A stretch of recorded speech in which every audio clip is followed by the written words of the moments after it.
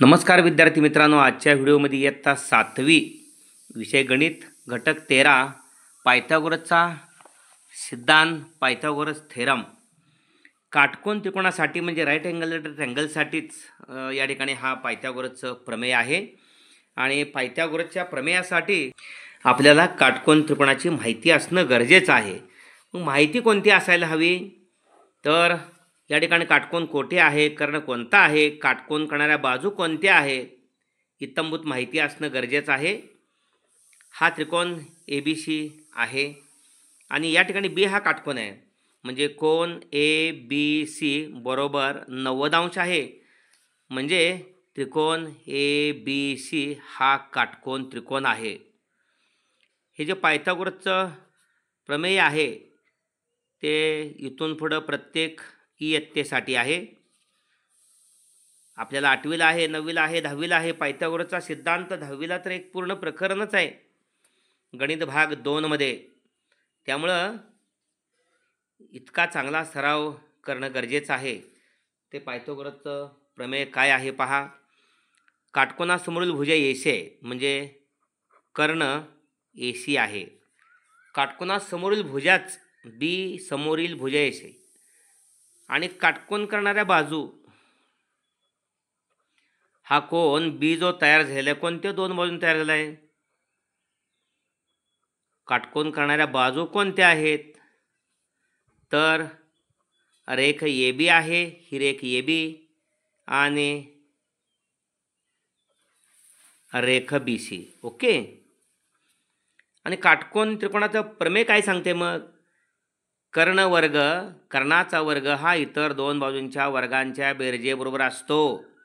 म्हणजे पायथागोरसचं प्रमेय किंवा पायथागोरसचा सिद्धांत काय आहे पहा। पायथागोरसचा सिद्धांत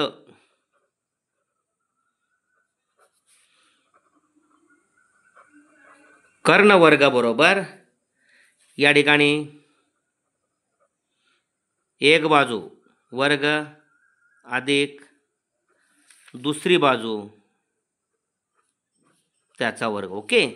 कर्णवर्ग कर्ण AC आहे,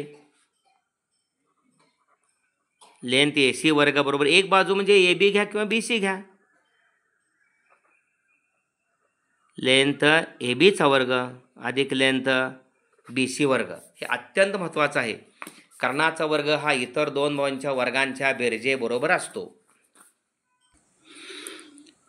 in a right angle triangle the square of the hypotenuse is equal to the sum of the square of the other two sides.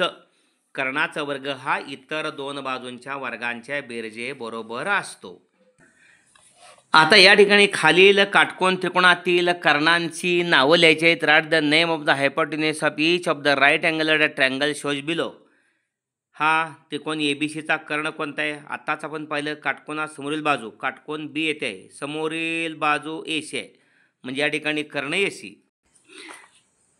Length AC। इथं MLN हा काटकोन त्रिकोण आहे, L या ठिकाणी काटकोन आहे आणि काटकोनासमोरील बाजू अगदी बरोबर आहे, लेंथ MN। इथं काटकोन XYZ Y या ठिकाणी काटकोन आहे, Y समोरील बाजू XZ लेंथ XZ। ओके। हा कर्ण the hypotenuse of triangle ABC is equal to length AC, the hypotenuse of triangle LMN length MN and the hypotenuse of XYZ is equal to length XZ। Okay. आता या ठिकाणी एक पडताळा घ्यायचा या ठिकाणी पायथागोरसचा सिद्धांताचा। कर्ण आणि काटकोन करणारी एक बाजू दिल्या असता खालील कच्च्या आकृतीवरून मापाप्रमाणे काटकोन त्रिकोण काढायला सांगितले। तिसऱ्या भुजेची लांबी मोजा आणि पायथागोरसच्या सिद्धांताचा या ठिकाणी पडताळा घ्या म्हणून सांगितलेला आहे। Draw right angle triangle given the hypotenuse and one side as shown in the figure rough figure below, measure third side, verify Pythagoras theorem. या ठिकाणी कर्ण AC 5 दिला आहे, BC 3 दिलेला आहे। या पद्धतीनं आपण इथं काटकोन त्रिकोण ABC काढलेला आहे, त्यांच्या म्हणण्याप्रमाणे BC 3 काढलेले आहे, कर्ण हा 5 आहे। ओके, बरोबर 5 आहे। तर पायथागोरसचा प्रमेय काय सांगतंय? कर्णवर्गाबरोबर म्हणजे 5चा वर्ग बरोबर 3चा वर्ग आणि ए बीचा वर्ग या दोघांची बेरीज. 5चा वर्ग म्हणजे 3चा वर्ग आणि ए बीचा वर्ग या दोघांची बेरीज, काटकोन करणाऱ्या बाजूंच्या वर्गांची बेरीज. 5चा वर्ग 25 आणि मग 3चा वर्ग 9 अधिक ए बी वर्ग. 9 मागे घेतल्यानंतर 25 वजा 9 बरोबर ए बी वर्ग. आणि मग 25मधनं 9 गेले 16 उरले, 16 बरोबर ए बी वर्ग आणि ए बी वर्गाचं वर्गमूळ ए बी आणि 16चं वर्गमूळ 4. म्हणजे ए बी किती यायला पाहिजे? 4 यायलाच पाहिजे. तर अगदी बरोबर या ठिकाणी 1 2 3 4 ए बी मिळालेली आहे. म्हणजे पायथागोरसचा सिद्धांत या ठिकाणी त्याची पडताळणी आपण केलेली आहे. Okay. In triangle A B C B is 90 degree. Hypotenuse AC is given 5 and one side given BC is equal to 3. Then calculating using Pythagoras theorem, 5 square is equal to 3 square plus AB square, 5 square 25 is equal to 3 square, 9 is plus AB square, 25 minus 9 is equal to AB square, 25 minus 9 16 is equal to AB square. Taking square root of both sides we get AB is equal to 4, AB is equal to 4. Okay. This is verification of Pythagoras theorem. तुम्ही सुद्धा या ठिकाणी P Q R काटकोन त्रिकोण काढायचा आहे.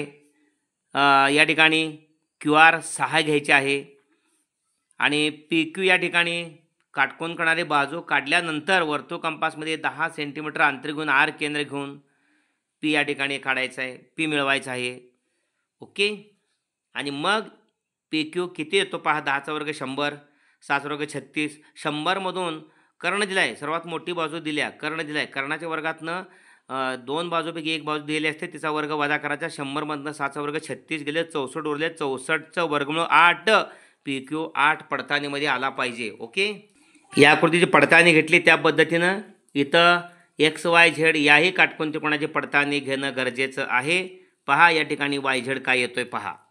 इथं सुद्धा तुम्हाला 17चा वर्ग पायथागोरसचा पडताळा घेताना सिद्धांताचा 17चा वर्ग 289, 15चा वर्ग 225, 289 म्हणून 225 गेल्यानंतर 64 उरणार आहे. 64चं वर्गमूळ 8 म्हणजे वाय झेड 8 सेंटीमीटर आली पाहिजे. ओके. त्यानंतर आपल्याला सराव संच 48 सोडवायचा आहे. Practice set number 48. खालील आकृत्या पहा आणि एक्सची किंमत काढा. In the figure below find the value of x. या ठिकाणी त्रिकोण एल एम एन मध्ये एक काटकोन एम या ठिकाणी आहे आणि एमच्या समोरील भुजा एल एन कर्ण आहे. एल एम काटकोन करणारी एक भुजा 7 दिली आहे, एम एन दुसरी भुजा एन दिलेली आहे. पायथागोरसच्या प्रमेयाचा वापर करावा लागणार आहे. पायथागोरसच्या प्रमेयानुसार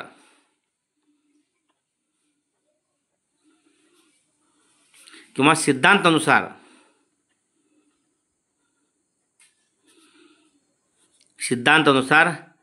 एक्स वर्ग बरोबर या ठिकाणी पहा एक्स वर्ग बरोबर एल एम वर्ग अधिक एम एन वर्ग, एल एम वर्ग अधिक एल एन वर्ग. एल एम 7 आहे, एम एन 24 आहे. 7 वर्ग अधिक 24 वर्ग. एक्स वर्ग बरोबर 7चा वर्ग 49, 24चा वर्ग 576. त्यामुळे एक्स वर्ग बरोबर 49 576, 9 6 15ला 5 हाच्याला 1, 7 न 4 11 1 12ला 2 हाच्याला 1 आणि 5 आणि 1 6. एक्स वर्ग बरोबर 6 से 25 दोन्ही दिवस वर्गमूळ घेतलं. एक्स वर्गाचे एक्स 6 से 25चं वर्गमूळ 25. त्यामुळे एक्सची किंमत 25 आलेली आहे. ओके. पायथागोरसचं त्रिकूट पण आहे 7 24 25, त्यामुळे कर्ण 25.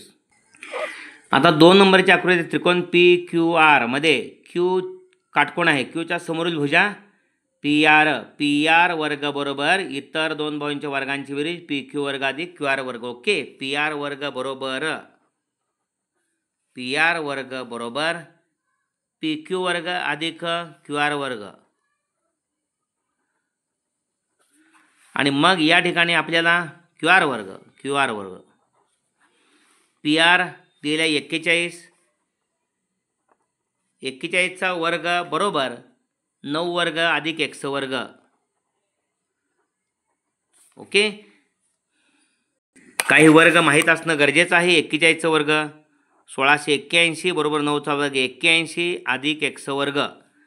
म्हणून चिन्ह हवं आहे 1681 81 पाठीमाग आले वजा होणार 1681 वजा 81 बरोबर एक्स वर्ग आणि म्हणून एक्स वर्ग बरोबर 1681 मधून 81 गेले 1600 उरले एक्स वर्गाचं वर्गमूळ एक्स आणि 1600चं वर्गमूळ 40 त्यामुळे एक्सची किंमत 40. ओके.